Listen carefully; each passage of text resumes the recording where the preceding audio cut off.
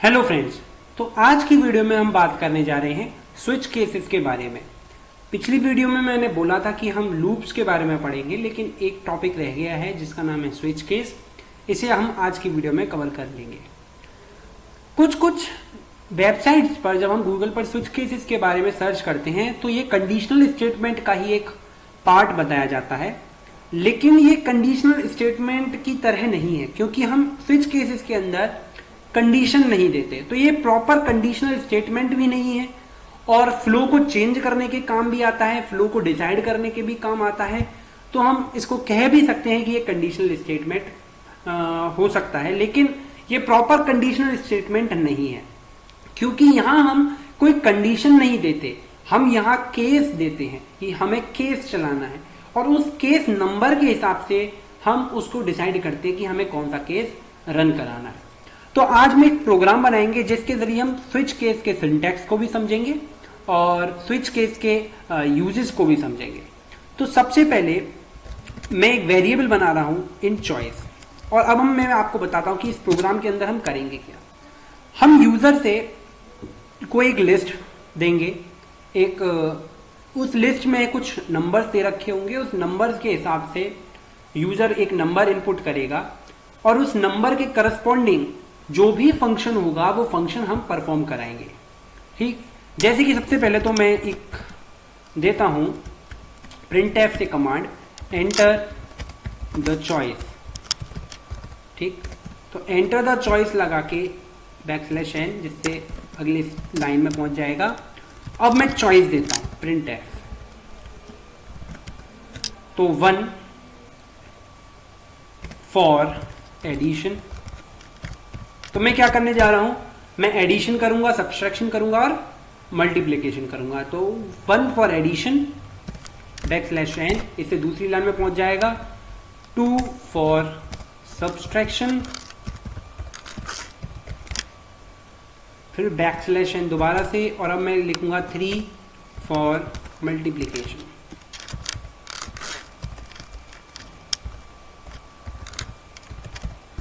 तो 3 for multiplication. अब जो मैंने लिया है, अब इस वेरिएबल को किसी मतलब इन वैल्यूज को किसी वेरिएबल के अंदर असाइन करना होगा। तो यूजर से मैं एक वैल्यू ले रहा हूं, या तो वो 1 पास करेगा, या तो वो 2 पास करेगा, या तो वो 3 पास करेगा। और %d लगाकर मैं इस वैल्यू को ले लेता हूं चॉइस नाम के वेरिएबल में जो मैंने अभी बनाया है। तो चॉइस नाम के वेरिएबल के एड्रेस में मैं इस वैल्यू को, ये क्या हो रहा है, इस वैल्यू के एड्रेस पे मैं वेरिएबल के एड्रेस पे मैं इसे वैल्यू को स्टोर करा दूंगा। अब सिंटैक्स समझते हैं स्विच केस का। तो स्विच केस के लिए हम कीवर्ड का इस्तेमाल करेंगे। सबसे पहले स्विच, तो स्विच कीवर्ड के अंदर हम लिखेंगे किस वैल्यू के, किस वेरिएबल के हिसाब से हमें केसेस को एक्सेस करना है, किस वेरिएबल के हिसाब से। तो वेरिएबल है चॉइस, हमें यूजर की चॉइस के हिसाब से अपने प्रोग्राम के जो फ्लो है उसको चेंज करना है। अब पहला तो इतना तो आपको समझ में आया, स्विच लिखा, स्विच के अंदर जो भी वैल्यूज के अकॉर्डिंग हमें अपने केसेस को फाइंड आउट करना है, वो केसेस इस ब्रैकेट पैरेंथेसिस के अंदर लिखे, फिर हमने लगाए करली ब्रैकेट्स, और करली ब्रैकेट्स के अंदर हम लिखेंगे केस नाम का कीवर्ड, उसके बाद देंगे नंबर। याद रखो, यहां हम देंगे इस चॉइस के अंदर मौजूद कौन कौन सी वैल्यूज हो सकती है। तो हमारे पास पहला केस है कि वैल्यू हो सकती है कि केस 1 हो सकता है, केस हो सकता है कि अगर वैल्यू 2 हो, और केस हो सकता है कि अगर वैल्यू 3 हो।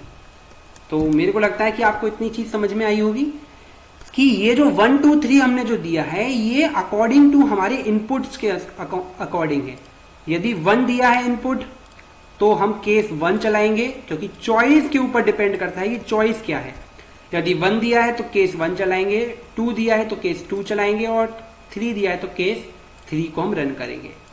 अब ये केस तो लिख दिया, अब इस केस के अंदर हम प्रोग्रामिंग लिखेंगे। तो प्रोग्रामिंग के अंदर हमको एडिशन करना है केस 1 के अंदर। तो केस 1 के लिए एडिशन के लिए हम 2 नंबर्स लेंगे, int x, y, और हम जो एडिशन के लिए हम प्रोग्राम परफॉर्म करते हैं वही सेम प्रोग्राम हम परफॉर्म करेंगे। तो printf enter to values, okay, enter to values, और स्कैनएफ के जरिए हम दोनों वैल्यूज को एक्स और वाई के अंदर इनपुट करा देंगे। तो %d comma address of X comma address of Y. तो आपको, मेरे को लगता है इतना समझ में आ गया होगा। अब हम एक नया वेरिएबल बनाते हैं जिस वेरिएबल के अंदर हम जो रिजल्ट होगा उसे स्टोर करेंगे। तो वो बनाया z, और z के अंदर हम स्टोर कर देते हैं x प्लस वाई। समझ आ गया होगा। और अब हम इस रिजल्ट को प्रिंट करा देंगे, print F sum of numbers is %d। तो %d फॉर्मेट स्पेसिफायर लगा के हम z की वैल्यूज %d की जगह प्रिंट करा देंगे। तो ये था हमारा केस 1। ठीक, अब हमें चलाना है केस 2।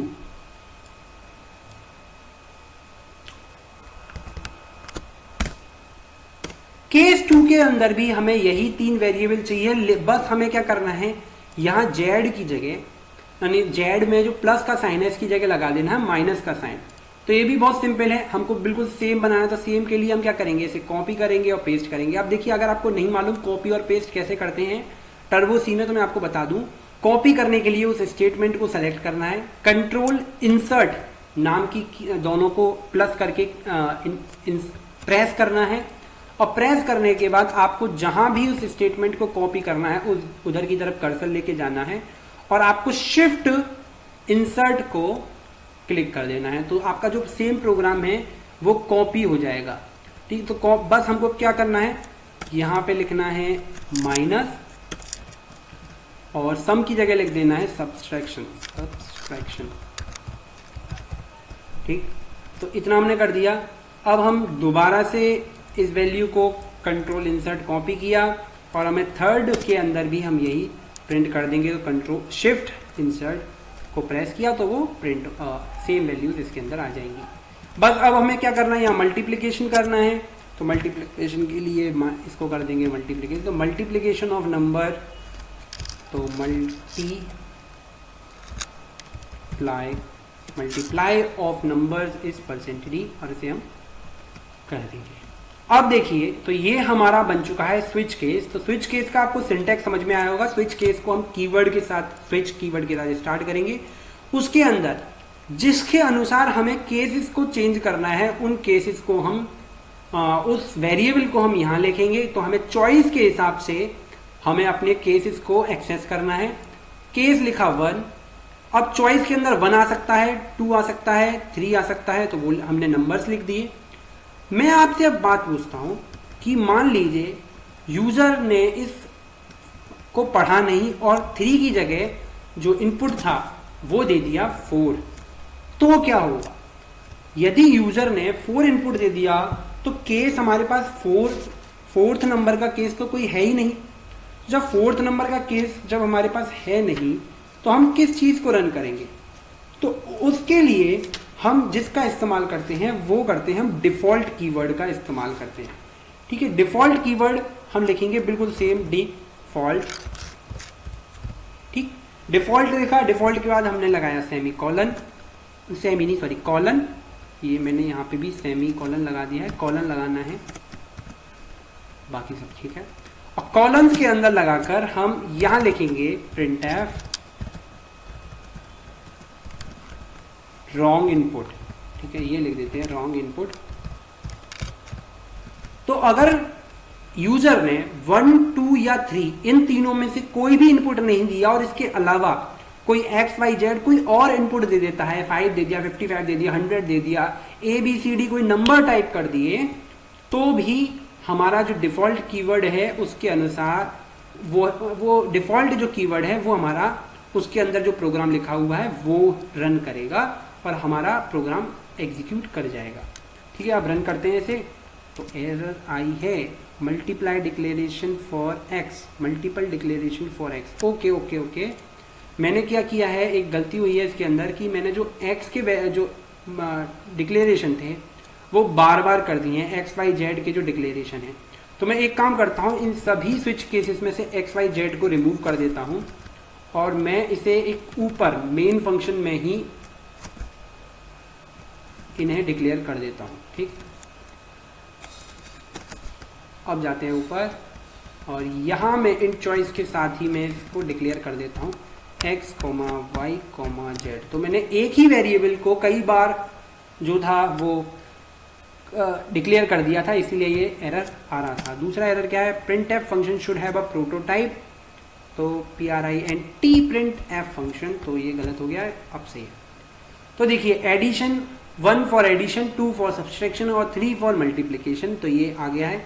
मैं यहाँ पर टाइप कर देता हूँ 3, तो मैं मल्टीप्लाई करना चाहता हूँ, तो एंटर द वैल्यूज, मैंने लिखा 4, दूसरी वैल्यू दी मैंने 5, तो आंसर आ रहा है 20 और आ रहा है रॉन्ग इनपुट। ये आपने देखा कि यहाँ रॉन्ग इनपुट भी चल रहा है। ये क्यों चल रहा है ये समझना जरूरी है। मान देखिए स्विच केस क्या करता है, जब भी कंपाइलर रन करता है तो कंपाइलर रन करने के बाद स्विच केस के अकॉर्डिंग एक स्विच टेबल क्रिएट होती है कंपाइलर के अंदर। तो कंपाइलर क्या करता है, एक स्विच टेबल बनाता है, उस स्विच टेबल के अंदर चॉइस के अकॉर्डिंग वो केसेस लिख देता है और उस केसेस के प्रोग्राम्स को कि जो प्रोग्राम को रन करवाता है। यानी कि वो हमें एक तरीके से एक लोकेशन प्रोवाइड करता है कि किस तरीके से हमारा प्रोग्राम केसेस के अकॉर्डिंग डिस्ट्रीब्यूट हो रहा है। तो जैसे ही वो 1 मिलता है तो वो स्विच टेबल के अंदर जाके चेक करता है कि 1 के लिए कौन सा प्रोग्राम रन करना है, तो वो डायरेक्टली इस प्रोग्राम पर आकर रन करने लग जाता है। अगर 2 इनपुट दिया तो 2 के लिए कौन सा इनपुट रन करना है, डायरेक्टली वो 2 पर आके रन करने लग जाता है। और 3 के लिए कौन सा देना है तो 3 के लिए डायरेक्टली 3 पर आके रन कर जाता है। लेकिन इसके साथ परेशानी एक दूसरी सबसे बड़ी है कि अगर हमने 1 दिया और 1 इनपुट दिया तो 1 इनपुट रन होने के बाद वो ऐसा नहीं है कि इस केस को रन करने के बाद रुक जाएगा। केस क्या करेगा कि वो हमारे अगले वाले केस पे भी आ जाएगा। यानी कि फर्स्ट केस के बाद अगर मैंने फर्स्ट इनपुट दिया तो उसके बाद वो सेकंड केस को भी इसके बाद रन करेगा। जब मेरा फर्स्ट केस को एग्जीक्यूट कर देगा तो वो ऑटोमेटिकली सेकंड केस पर भी आएगा, सेकंड के बाद फिर वो थर्ड केस पर भी जाएगा और थर्ड के बाद वो डिफॉल्ट केस पे भी जाएगा। तो इस कंडीशन से बचने के लिए कि वो फर्स्ट केस के बाद सेकंड केस पे न जाए, इसके लिए हम यूज करते हैं एक कीवर्ड का ब्रेक कीवर्ड। तो ब्रेक कीवर्ड का हमने इस्तेमाल किया और हर एक केस के अंदर हम ये लिख देंगे ब्रेक कीवर्ड। तो ब्रेक कीवर्ड से क्या होगा, जैसे ही हमारा कोई केस रन करेगा तो रन करने के बिल्कुल एंड में ब्रेक आने की वजह से जो प्रोग्राम होगा वो टर्मिनेट हो जाएगा, यानी कि ये स्विच केस से बाहर निकल आएगा। तो ऐसा ही हम इफ कंडीशन, एल्स कंडीशन और लूप्स के अंदर भी हम पढ़ेंगे ब्रेक किस तरीके से हम इस्तेमाल करते हैं। तो ब्रेक का इस्तेमाल हम लूप्स के अंदर भी करते हैं। किसी लूप्स को पर्टिकुलर कंडीशन मीट कराने से अगर हमें उसकी कंडीशन ट्रू होने की कंडीशन से पहले ही अगर हम उसे प्रोग्राम को बंद करना है तो हम ब्रेक कीवर्ड का इस्तेमाल करते हैं। तो ब्रेक कीवर्ड का मैं रूल बता दूं, जैसे ही ब्रेक कीवर्ड चलेगा तो ब्रेक कीवर्ड इस स्विच केस को ही टर्मिनेट कर देगा, यानी कि इस स्विच केस को ही बंद कर देगा और स्विच केस के बाद इस स्विच केस से ही इस पूरे कंट्रोल को बाहर निकाल के हमको दे देगा। तो ब्रेक कीवर्ड का ये है यूज।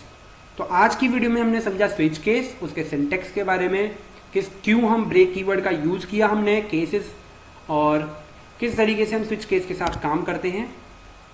तो आज की वीडियो में बस इतना ही। Thank you.